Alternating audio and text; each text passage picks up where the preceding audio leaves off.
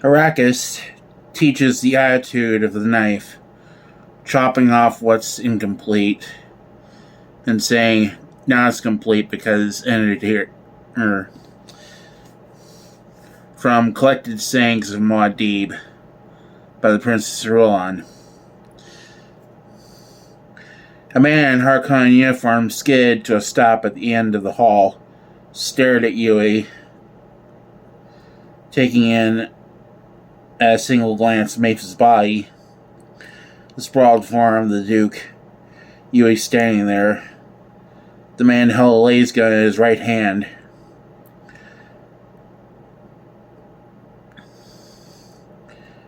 There was a casual air of brutality about him.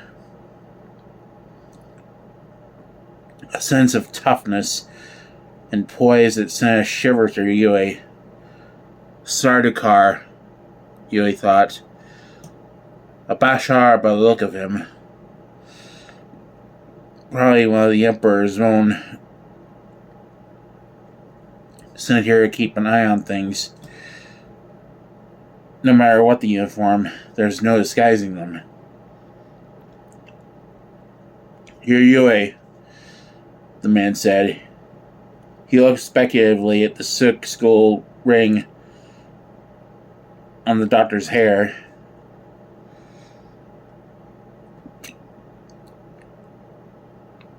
Stared once at the diamond tattoo, and then met Yueh's eyes.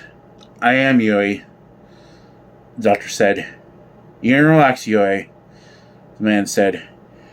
When you dropped the house shields, we came right in. Everything's under control here. Is this the Duke? This is the Duke. Dead? Merely unconscious. I suggest you tie him. Did you do for these others? He glanced back down the hall where Reeves' body lay. More's to pay, Yueh muttered. Pity? The Sardaukar sneered. Looked down at Leto. So that's the Great Red Duke. If I had doubts about what this man is, that would end them, Yueh thought. Only the Emperor calls the Atreides the Red Dukes.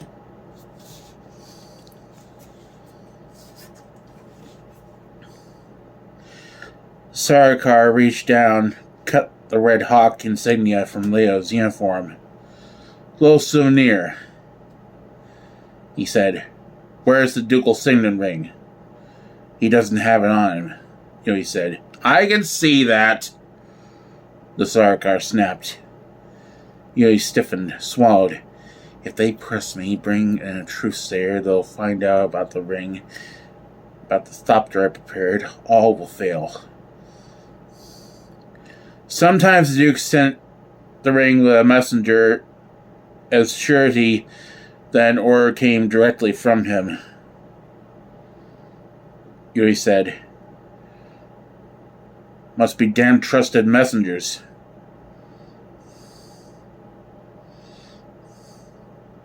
The Sardaukar muttered. Aren't you going to tie him? Yueh ventured. How long will he be unconscious? 2 hours or so. I wasn't as precise with the dosage as I was for the woman and boy. The Sardaukar spurned the Duke with his toe. This was not interfere even when awake. When will the woman and boy awaken? About 10 minutes. So soon? I was told the Baron would arrive immediately behind his men. So he will. You wait outside, Yueh. He shot a hard glance at Yueh. Now! Yueh glanced at Leo. What about, he'll be delivered to the Baron all properly trussed like a roast for the oven. Again, the Sardaukar looked at the diamond tattoo on Yueh's forehead. You're known. You'll be safe enough in the halls. We've no more time for chit-chat, traitor. I hear the others coming. Traitor, Yueh thought. He lowered his gaze. Pressed past the Sardaukar, knowing this is a foretaste of how history would remember him. Yueh the traitor. He passed more bodies on his way to the front entrance and glanced at them, fearful that one might be Paul or Jessica. All were house troopers or wore a Harkonnen uniform. Harkonnen guards came alert, staring at him as he emerged from the front entrance into the flame-lit moonlight night. The palms along the road had been fired to illuminate the house. Black smoke from the flammables used to ignite the trees poured upward through orange flames. "It's the traitor," someone said. "The Baron will want to see you soon," another said. "I must get to the ornithopter," Yueh thought. "I must put the Ducal Signant ring where Paul will find it." And fear struck him. If Hi-Ho suspects me or grows impatient, if he doesn't wait and go exactly where I told him, Jessica and Paul will not be saved from the carnage. I'll be denied even the smallest relief from my act. The Harkonnen guard released his arm, said, "Way over there, out of the way."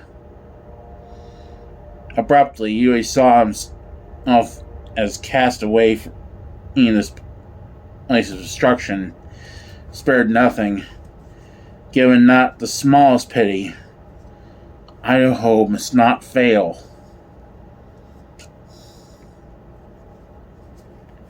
Another guard bumped into him, barked, "Stay out of the way, you!